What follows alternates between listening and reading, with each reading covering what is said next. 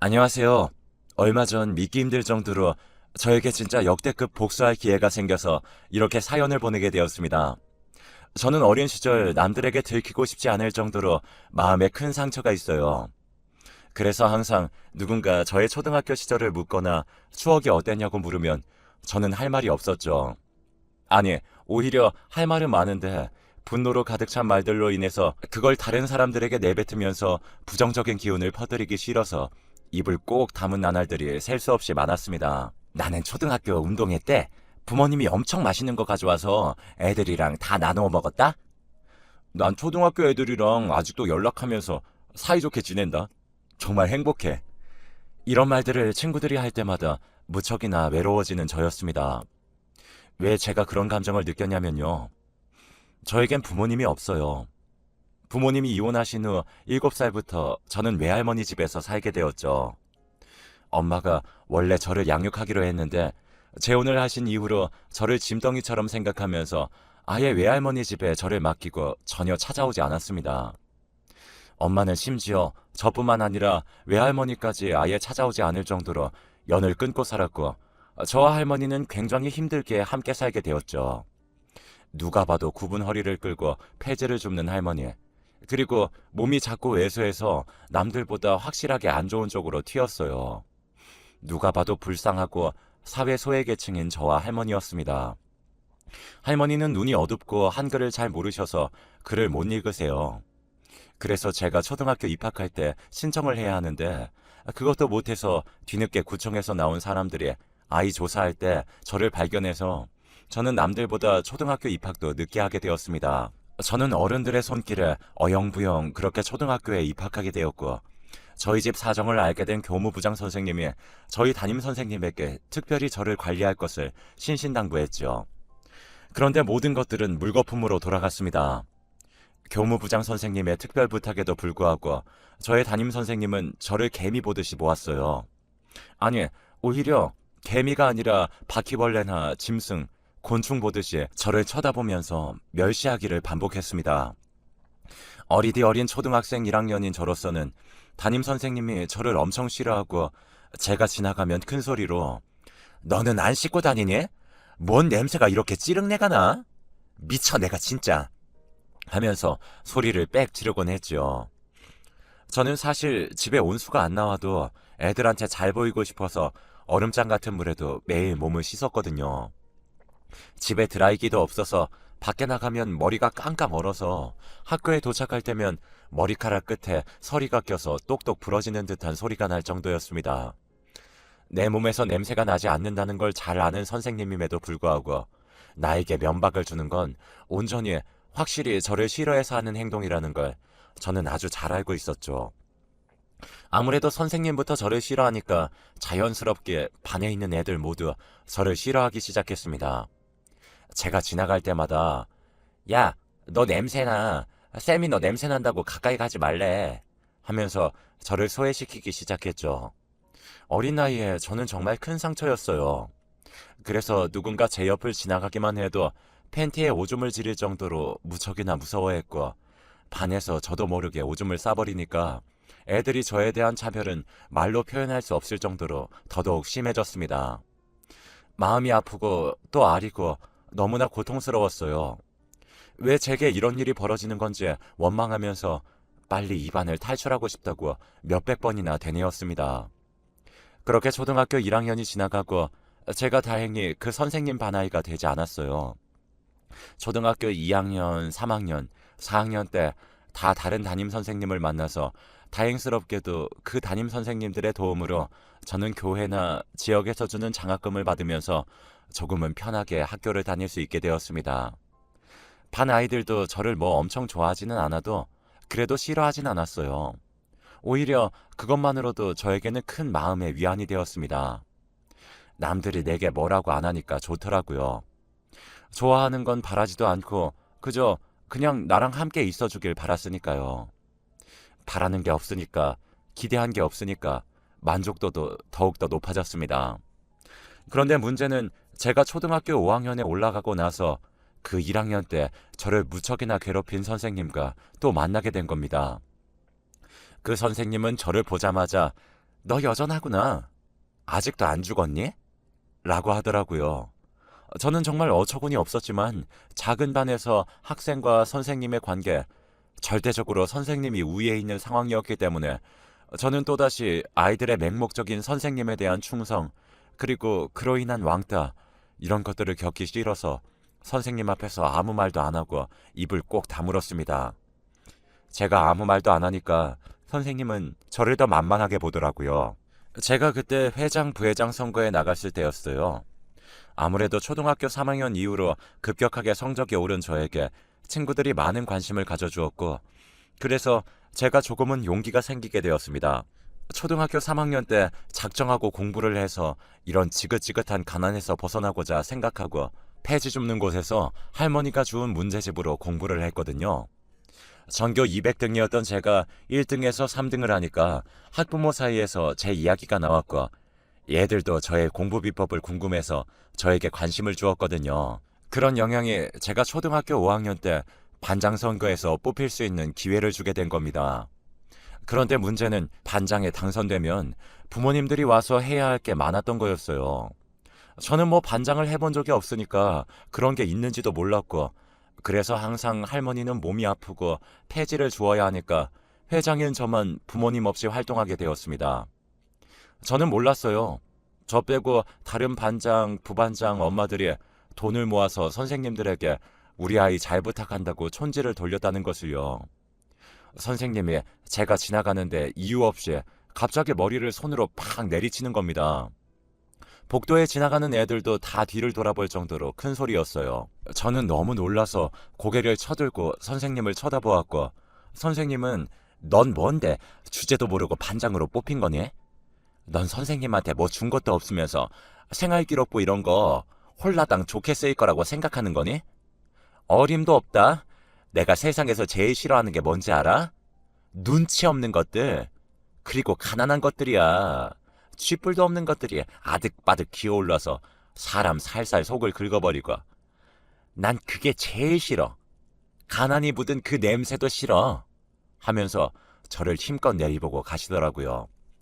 그날 얼마나 서러웠는지 집에 가서 할머니 몰래 펑펑 울었습니다. 그러다가 제가 잠을 자면서 잠꼬대를 했나 봐요. 하나님, 저는요, 왜 부모님 없이 이렇게 힘들게 살아야 해요? 제가 반장이 되었는데, 반장이 되면 인생이 좀 바뀔 줄 알았는데 선생님이 저에게 그러더라고요. 저는요, 반장으로서 능력, 자격이 없대요. 이 세상에서 살 자격도 없고 촌지도 안 주니까 쓸데없는 존재라고, 학교에서 나가주는 게 속편할 것 같다고 했어요. 나 이제 학교 가기 싫어요. 그냥 그만두고 싶은데 우리 할머니 때문에 너무 미안해서, 하면서 잠결에 혼잣말을 한 거예요. 할머니가 그걸 듣고 충격에 빠져서 그 다음날 저 몰래 학교를 찾아가서 교무부장 선생님한테 제가 잠꼬대 하던 것을 말하고 담임 선생님과 면담을 한 겁니다.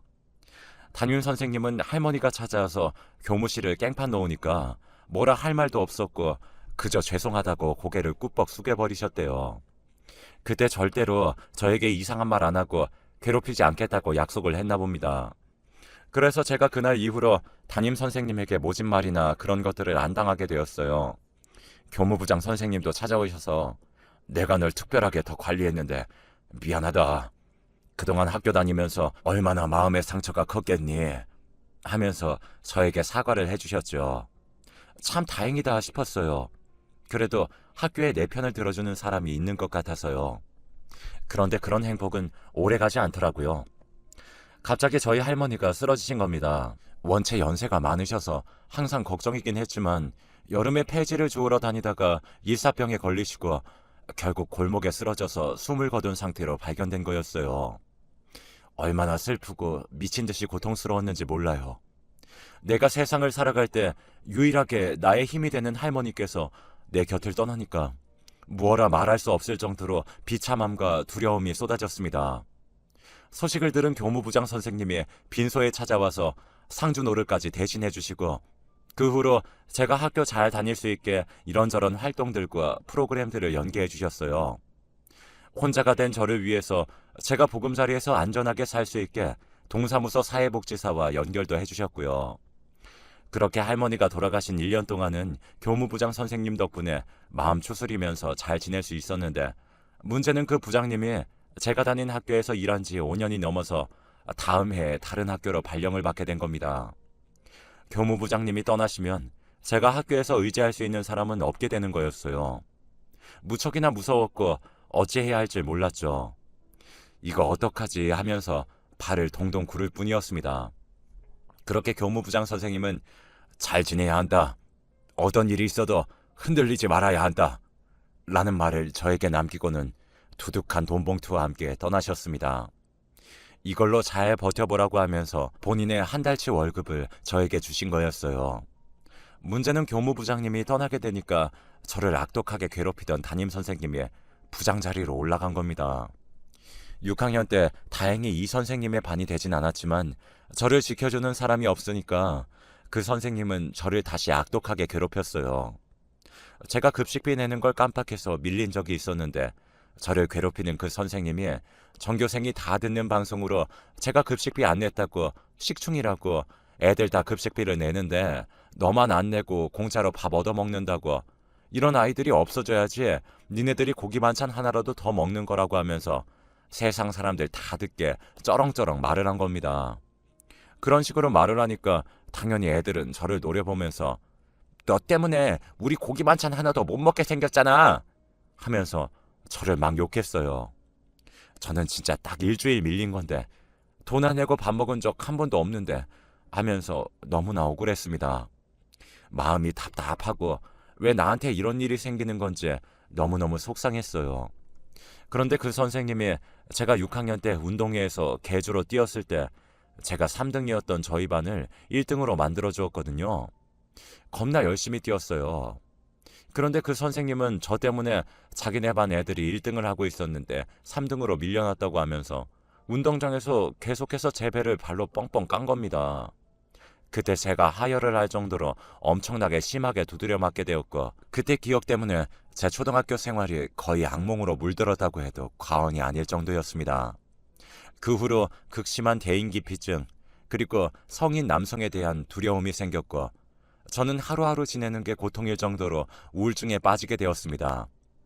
그래도 버티다 보니까 초등학교 6학년 생활도 끝나게 되었고, 그 악마의 손길에서 빠져나와 중학생이 되었어요.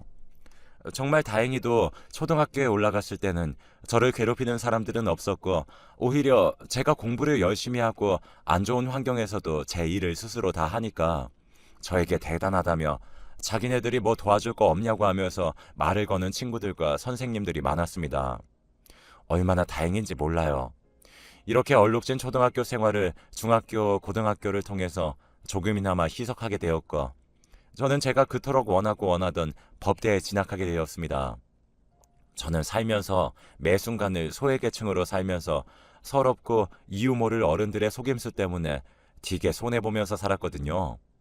가난하니까 어떻게든 저를 이용해서 뭐 하나라도 더 빼먹으려고 하는 사람들이 제 주변 천지에 널려 있었습니다. 물론 좋은 사람들도 많았지만요. 저는 그런 사람들이 싫어서 저 스스로를 지키기 위해서 어릴 때부터 법 공부를 해야지 하고 마음을 먹었거든요. 거의 10년간 대학을 향해서 달려온 제가 비로소 법대에 입학하게 되었을 때 하늘에 있는 할머니 생각에 눈물이 주르르 나더라고요. 할머니, 내가요 더 열심히 살아서요 우리처럼 힘들게 사는 사람들 도우면서 살게요 하면서 제 마음속으로 약속을 했습니다. 그렇게 시간이 흘러서 제가 대학교 2학년이 되었을 때 사법고시에 응시하게 되었고, 총 4년간의 시험 기간 끝에 힘겹게 변호사가 되었습니다. 사실 저는 그때까지 무척이나 어렸죠. 일단 변호사가 되면 제 인생이 쓱쓱 풀릴 줄 알았거든요. 그런데 그게 아니더라고요. 오히려 변호사가 되니까 현실이 더 와닿고 급여는 뭐 다른 여타 직장인들과 다를 게 없었습니다. 아무래도 수습 변호사라 해야 할 일, 그리고 끝낼 일, 이런 것들이 많아서 그런 것일 수도 있었지만요. 그렇게 일에 집중하면서 인생을 보내다 보니까 눈 떠보니까 저는 결혼 정년기를 훌쩍 보내버렸더라고요. 어떡하지? 뭘 하다가 나는 결혼 시기를 놓친 거야 하면서 조금은 조급한 마음이 생기기 시작했습니다. 그때 한 남자가 나타나게 되었어요. 변호사 미팅 끝나고 힘든 마음에 근처 맥주집에 가서 독일 맥주 한 잔 마시고 있을 때였습니다. 거기에서 바에서 일을 하고 있는 사람이 손님이 없는데 같이 이야기하고 싶네요. 제가 서비스 좀 드릴게요. 하면서 안주거리를 가지고 와서 저에게 말을 걸더라고요. 안 그래도 외롭던 차에 누군가 저에게 다가오니까 저도 기분 좋았고 그 사람과 말이 물꼬를 트면서 이야기를 술술 했습니다. 그 사람이 저에게 그러더라고요. 자기가 정말로 이 일을 하면서 누군가에게 첫눈에 반한 적이 없는데 당신이 여기 들어오자마자 무슨 뒤에서 후광이 비치는 줄 알았다고. 너무나 신기한 경험이라고. 그래서 자신은 사실은 말 수도 없는데 이렇게 말을 건 거라고 하더군요. 저는 그때 살짝 술도 들어가서 약간 취한 상태라서 그 남자의 이런 말을 듣고 얼굴이 발그레해졌고 좀 놀라서 말도 막 더듬었습니다. 그 남자는 제게 괜히 자기 때문에 불편한 거 아니냐고 하면서 말을 조심스럽게 건넸고 저는 아니라고 하면서 그 남자에게 말했어요. 나도 그쪽이 썩 나쁘진 않아요. 가끔 이렇게 이야기해봐요. 하면서 서로 연락처를 교환했어요. 이게 시작이었습니다. 이렇게 외로운 노처녀 변호사인 저는 술집에서 알바생으로 일하던 남자를 만나 뒤늦게 사랑을 하게 되었고 공부밖에 몰랐던 저는 그 누구보다 깊고 빠르게 사랑에 빠지게 되었습니다. 그 사랑이 내 가슴에 어떠한 상처를 남길지도 모른 채 스며들면서 그 늪에 빠진 거였죠. 그러다가 결국 그 남자가 저에게 평생을 함께 하자고 하면서 고백을 하게 되었고 저는 놀란 눈을 하며 정말이냐는 말과 함께 고백을 받아줬어요. 아무래도 가족 없이 살았던 저이니까 늘 누구에게 기대고 싶었고 마음을 주고 싶었고 영원하진 않더라도 오랫동안 사랑하고 싶고 사랑받고 싶다는 욕구가 가득 찼었거든요. 제가 청혼을 받은 사실을 로펌팀 사람들에게 말하자 그곳 사람들이 저에게 말하더라고요. 누구야? 신랑이 누군데? 같은 변호사야? 진짜 궁금하다. 라고 하면서요. 저는 쭈뼛쭈뼛거리다가 예비 신랑에 대해서 말을 해주었어요. 사람들이 하나같이 저의 이야기를 듣자마자 야 미쳤어? 정신 차려. 너 이러면 안 돼. 어떻게 공부해서 여기까지 올라왔는데. 진짜 미치겠네. 야, 그 남자는 아니야. 최변, 내가 소개팅 해줄게. 외롭다고 아무 남자 만나서 결혼하면 인생 꼬인다고. 그래 최변, 진짜 직업도 일정하지 않고 이상한 헛짓거리 하는 남자를 왜 만나려고 해? 최변, 이건 아니지. 나도 진짜 반대야. 내가 오지랖 진짜 안 부리는 성격인데 이건 안 봐도 뻔한 결말이야. 이렇게 주변 사람들이 하나같이 싹 다 저를 말렸습니다. 그런데 여러분들 아시잖아요. 사랑에 빠지면 앞이고 뒤고 옆이고 하나도 안 보인다는 것을요. 저는 그 누가 뭐라고 해도 나의 사랑은 진짜 찐 사랑이라고 하면서 주변의 말들에 흔들리지 않을 거라고 하면서 결혼을 진행한 겁니다. 남들이 미쳤다고 저에게 손가락질할 정도였어요. 최변이 공부만 하다가 머리가 돌아버린 것 같다 라고 말할 정도였습니다. 그렇게 저 혼자 들떠서 이런저런 것들을 알아보고 있을 때 상견례 날짜가 잡히게 되었어요. 그날 처음 시부모님을 뵐 예정이었고 저는 무척이나 콩닥거리는 마음을 감출 수가 없었습니다. 사실 제가 직업은 뭐 어디 가서 꿀리지 않는다고 하더라도 뭐라고 해야 할까요? 아무래도 고아랑 비슷한 가정사를 가지고 있으니까 결혼하기 전에 그런 것들을 다 밝혀야 하니까 위축되고 또 마음에 걸리는 그런 게 있었습니다. 어떻게든 잘 보이려고 예쁜 새 옷을 사고 또 가서 할 말도 생각하고 있을 때 시간이 흘러서 상견례 날짜가 오게 되었어요. 두근거리는 마음으로 그 상견례 장소에 도착하게 되었습니다. 제가 긴장이 되어서 일찍 도착해 있었어요. 몇십 분이 지나니까 누가 문을 열고 들어오는 겁니다. 그 사람의 얼굴을 본 순간 전 온몸이 굳어버렸어요. 그 사람의 정체는 제가 그토록 혐오하고 너무나 싫어했던 초등학교 때 담임 선생님이었습니다. 담임, 그러니까 예비 시모는 저를 못 알아보는 듯 하더라고요. 저는 그 사람에게 저 모르시겠어요? 라고 하자 그 사람은 아니 너는 며느리가 될 아이가 시아버지가 될 사람한테 뭐? 처가 뭐니 처가? 라고 하더라고요. 남친이 자기야 무슨 말버릇이야 우리 아빠한테 하면서 화를 내더라고요. 어이가 없어진 저는 저 최지연이에요. 용신초등학교에서 저를 미친 듯이 괴롭히고 천지 안 줬다고, 급식비 안 냈다고 저를 구렁텅이로 빠뜨렸던 사람이 그쪽 아닌가요? 제가 하혈을 할 때까지 저를 무진장 패버리고 계주에서 이겼다고 자기네 반 애들 졌다고 저를 두들겨 팼던 그 선생이요. 라고 하자 그 선생님 얼굴이 뻘개져서는 무슨 소리를 하는 거야? 난 옛날 일이라서 기억 안 난다. 얘 아들아, 이딴 고아의 독한 년이랑 결혼하지 마. 라고 하자 제 남친은 아빠, 나 이 여자 아니면 안 돼. 그리고 내 주제에 이런 잘난 여자를 또 어디서 만나? 진짜 아빠! 라며 작은 소리로 말하는 겁니다. 그때 저는 와장창 그 남자에 대한 도깨비 감투 같던 콩깍지가 싹 벗겨졌어요. 내가 미쳤다고 이놈이랑 왜 결혼을 한다고 했던 건지 화가 불끓어 올랐고 저는 그간 쌓였던 서러움을 그 자리에서 다다다닥 말했습니다. 당신 때문에 내 초교 시절이 다 얼룩져 버렸는데 모른다고? 진짜 어떻게 모른다고 할 수가 있어? 뭐 이런 놈이 다 있어. 진짜 쓰레기야. 당신은 쓰레기라고. 난 부모 없이 할머니 손에서 자라서 변호사까지 되었는데 그렇게 급 따지던 당신 아들은 이 나이 먹도록 알바 인생 전전하며 살고 있네. 참 안타깝다. 니네 부자 지옥에나 떨어져서 살아. 라고 말한 순간 그 담임이 그래, 내가 그냥 넘어가려고 했는데 안 되겠네. 이래서 가난한 집안 출신 애들은 상대를 하면 안 되는 거였는데 너나 나가 죽어라. 내가 그때 네 뺨을 못 때린 게 아주 한이야. 하면서 제 머리채를 잡는 겁니다. 그런데 제가 누구예요?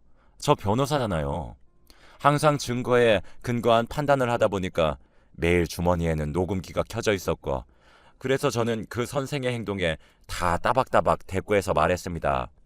폭행죄, 모욕죄 고소장 갈 거니까 딱 기다리시고요. 민사소송도 야무지게 해서 소송 바꿔가며 아주 고약하게 제가 괴롭혀 드릴게요. 아셨죠? 라고 말을 했습니다. 고소한다는 이야기에 그 초등학교 선생님은 파르르 떨면서 갑자기 입을 꾹 다물더라고요. 옆에서 제 남친이 당신 왜 그래? 라고 저에게 물었습니다. 네 아빠가 날 미친 듯이 괴롭힌 그 선생 중 한 명이었어. 이 사실을 안 이상 난 더 이상 당신이랑 미래를 기약할 수 없어. 알겠지? 그리고 너는 남한테 들러붙어서 기생충처럼 뭐 빨아먹을 생각하지 말고 네 인생 살아. 너 같은 놈 내가 진작에 떨쳐내지 못하고 결혼까지 생각한 게 너무나 바보 같다. 하면서 바로 선을 자르고 나왔습니다. 그리고 저는 바로 검찰청으로 가서 직고소를 했어요. 바로 경찰통해서 가지 않고 검찰로 가서 빼도 박도 못하게 수사가 진행되게 만든 거였죠. 그리고 제 주머니 속에 있었던 그 녹음기를 증거로 제출했고요. 그런데 웃긴 게 그 초등학교 선생님이 이미 폭행죄로 집행유예 기간이더라고요. 교사 생활하다가 체벌하던 것 때문에 학부모님들이 대거 신고를 했고 그 때문에 거의 쫓겨나다시피 교직에서 물러나서 학원에서 일하다가 거기서 선생님들끼리 싸움이 났는데 주먹을 휘둘러서 고소를 당하게 된 거였죠. 그런데 징역형 집행유예 과정 중에 또 손을 뻗어서 저의 뺨을 날리려고 했으니 인생 끝난 거죠. 그날 바로 그 초등학교 선생님은 구속되었습니다. 사실 대한민국에서 초범이 폭행하면 거의 뭐 아주 가벼운 벌금형이 전부거든요. 어떤 판례를 보아도 그렇습니다.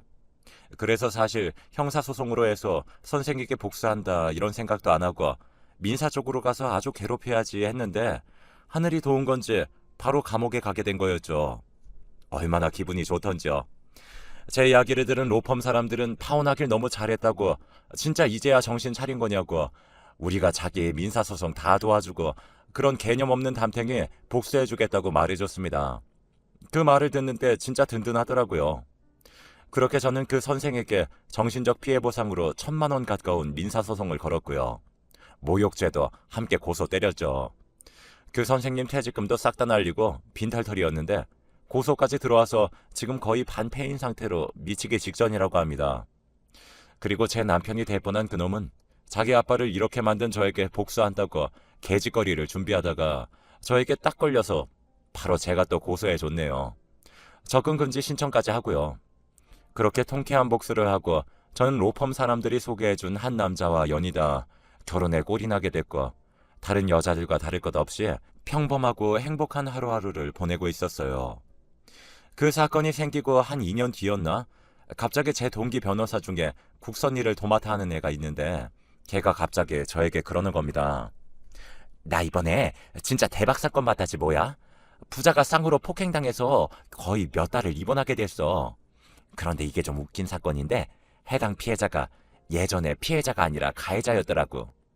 아휴, 저는 친구에게 그게 무슨 소린데? 자세히 좀 말해봐. 라고 했더니 아니 그러니까 10여 년 전에 이번 사건 피해자가 선생 일을 하고 있을 때 그때 선생을 하면서 촌지 안 주는 한 명을 무진장 괴롭히고 애들 시켜서 왕따 당하게 하고 그랬나 봐.